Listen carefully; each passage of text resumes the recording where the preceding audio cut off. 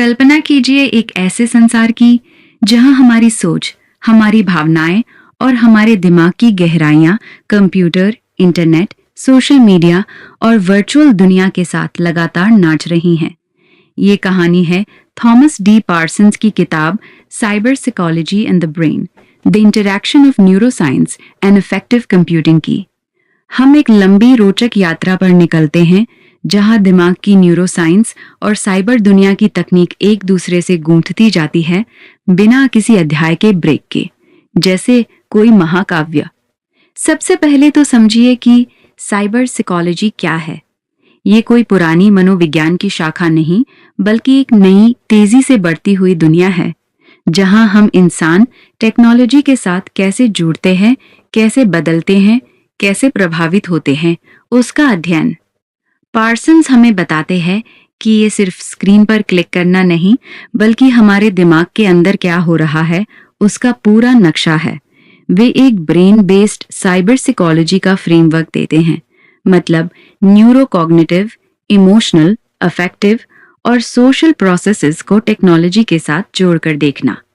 Effective computing का मतलब है मशीनें हमारी भावनाओं को समझें, महसूस करें और प्रतिक्रिया दें, जैसे कोई एम्पैथेटिक रोबोट। यात्रा शुरू होती है दिमाग की बुनियादी समझ से। कल्पना कीजिए एक न्यूरॉन को, छोटी सी कोशिका, लेकिन उसमें पूरी दुनिया छिपी है। डेंड्राइट्स इनपुट लेते हैं, एक्सॉन आउटपुट भेजते हैं। न्यूरोट्रांसमीटर्स जैसे डोपामाइन, सेरोटोनिन हमारे मूड, खुशी, डर को नियंत्रित करते हैं।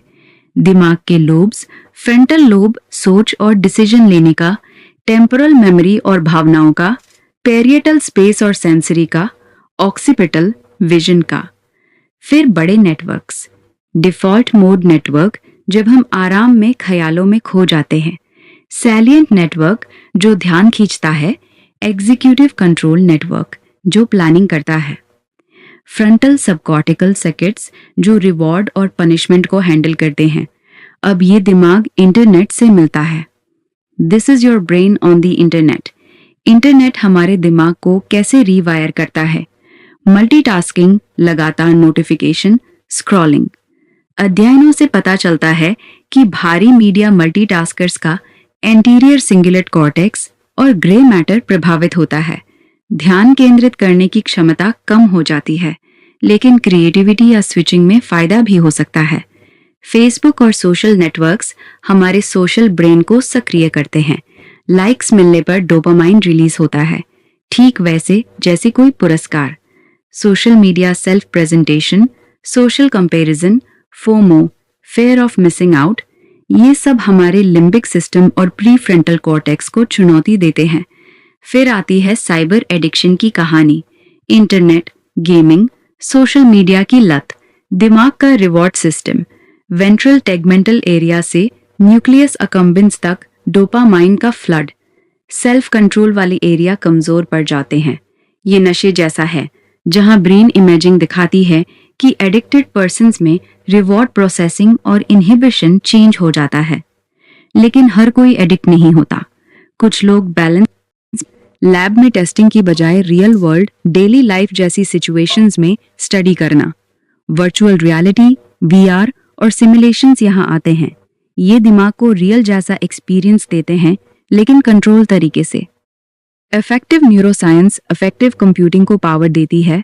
भावनाओं के न्यूरल बेस, अमिगडाला डर और emotion, insula interception, orbitofrontal reward valuation. मशीनें अब facial expression, voice tone, heart rate से इमोशंस डिटेक्ट कर सकती हैं। अनकैनी वैली, जब रोबोट इंसान जैसा लगता है लेकिन थोड़ा अलग, तो डर लगता है। सोशल न्यूरोसाइंस बताती है कि हम दूसरों के साथ कैसे इंटरैक्ट करते हैं। Mirror neurons, theory of mind, dynamic simulations की जरूरत, क्योंकि स्टैटिक पिक्चर्स या टेक्स्ट से ज्यादा इंटरैक्टिव वीआर सोशल स्किल्स या थेरेपी के लिए बेहतर। क्लिनिकल न्यूरोसाइंस में नई technologies, VR based neuropsychological assessment, PTSD के लिए एक्सपोजर थेरेपी, स्ट्रोक रिहैब में गेम्स, अप्लाइड पार्ट में साइकोफिजियोलॉजिकल कंप्यूटिंग, बॉडी सिग्नल्स जैसे स्किन कंडक्टेंस, ईईजी, एफएमआरआई से रियल टाइम फीडबैक। गेमिंग का cyber psychology, action games players में बेहतर अटेंशन, विजुअल प्रोसेसिंग, लेकिन कभी कभी अग्रेशन भी। Neuro IS, neuro information systems, cyber security में ब्रेन, यूजर कैसे पासवर्ड चुनता है, फिशिंग को कैसे डिटेक्ट करता है, उसके न्यूरल कोरिलेट्स। आखिर में भविष्य की संभावनाएं, ब्रेन बेस्ड साइबर साइकोलॉजी कैसे हमें बेहतर टेक्नोलॉजी डिजाइन करने, एथिकल इश्यूज हैंडल करने, मानव मशीन इंटरफेस को नेचुरल बनाने में मदद करेगी।